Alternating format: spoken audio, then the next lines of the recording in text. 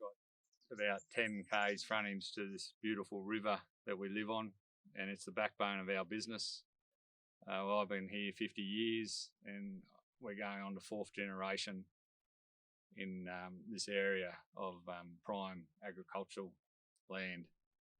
If this mine's to go ahead, they're putting a tailings dam in the river, and that will stop all this natural spring flow that we see today that feeds down into Carclaw Dam and downstream into the Lachlan. So it's a major project that should be just stopped straight away. This is water, and this is what our country needs, and they're taking it. They're blocking the river from running. Apart from that, they're going to contaminate it by putting a tailings dam in there, and that will be there forever and ever. And that could contaminate the river any time whilst working or afterwards. And we're going to have all sorts of troubles with that after they've come in, taken their gold and left. This is the site of where the tailings dam's going to be. As you can see behind me, the ridge with the last trees on this line here, that's where the wall will start. The wall will actually be 1.2 kilometres across the valley. The river flows under that at this point in time. The wall's going to be 60 metres high. In comparison, the Carclaw Dam wall's only 40 metres high. The tailings dam will then go the whole way across this valley, encompassing a number of springs and also the river.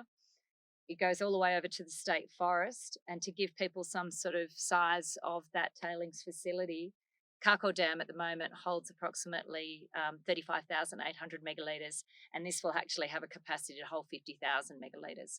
So we're looking at a huge toxic tailings dam sitting on our river at ground zero, seeping possibly into the river, or it will. There will be a massive wall that will potentially stop it. However, we're very concerned at the closure of the mine, what that's going to entail, that sort of management to control the seepage. This is going to be full of toxic heavy metals, arsenic, lead, mercury, things that will be here forever. We will never get rid of this tailings facility. It will always be here. This is something that we find totally unacceptable in such a unique environment like this, in a very safe area. I'm one of the residents that lives right on the edge of the little settlement of Kings Plains. My wife and I have lived here for the last 18 years, and we run a 300-acre small commercial cattle farm here. What you're seeing here is the view that the house was built for, and which the orientation of the house was designed for. The large part of it across the highway is going to be covered by anything up to about 30 metres of waste rock that comes out of the pit, that's out of this view to the left, to the west. The main way that we will be affected by the mine is that the view that our house was built for will be totally covered by broken rock instead of being nice agricultural and remnant vegetation. There will be dust from the dumping of this rock, and also noise, especially in the first 4 years. So this is one of the crossings that Regis find insignificant. This flows nearly all year round for us. It feeds our springs, it feeds the river, it keeps the river fresh, and as you can hear, it keeps the wildlife here. It's all part of the important ecology of the river. At the moment, if Regis went ahead, we would be underneath the tailings dam, and the tailings dam would be sitting on top of this important part of the river system. This is extremely important. All parts of our river are important for keeping the ecology and the quality of our river. If we don't have this, then yes, we become stagnant ponds. Yes, we then rely on more rainfall, and at the moment that's in short supply. We can't afford to lose the smallest trickle going into our river, and at the moment, this is what Regis has planned.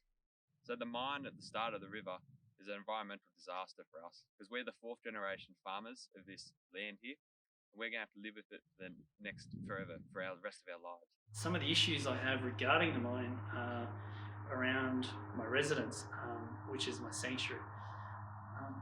Some of the things I do on my property, it's only about 8.5 acres, is I do biodynamics, so I'm interested in soils and plants and the relationship between plants and growing food, and also the relationship between that and myself. Some of the concerns I have with the mine will be the contaminants from the dust that will be on my property. I'm doing biodynamics here, and I will have a contaminated property. You've built a relationship to get these markets, Oh. and then suddenly all that Yeah. work could be gone. Yeah, overnight. yeah. That's the problem. We are Australia's biggest beekeeping concern, and the proposed mine at Kings Plains, which is only 3 kilometres from our factory, is quite detrimental to our business. We don't know whether we can keep carrying on. This mine comes into fruition. We employ 40 people. It's a family operated business. We produce some of the finest quality honey in the world. Where could you possibly go, like relocate? What would it cost you? Relocate from here? I can't relocate. I have a tourist business down there. I can't relocate. And with my property, with the long-term project that I want to do here, it will be affected, I feel, by Regis. And when talking to Regis about this, about my future, and telling them or indicating them that we can't coexist based on what I do here, currently they feel that they can reduce the effects on my property, and therefore presently they won't be looking at purchasing my property, or for me to have the ability to move on.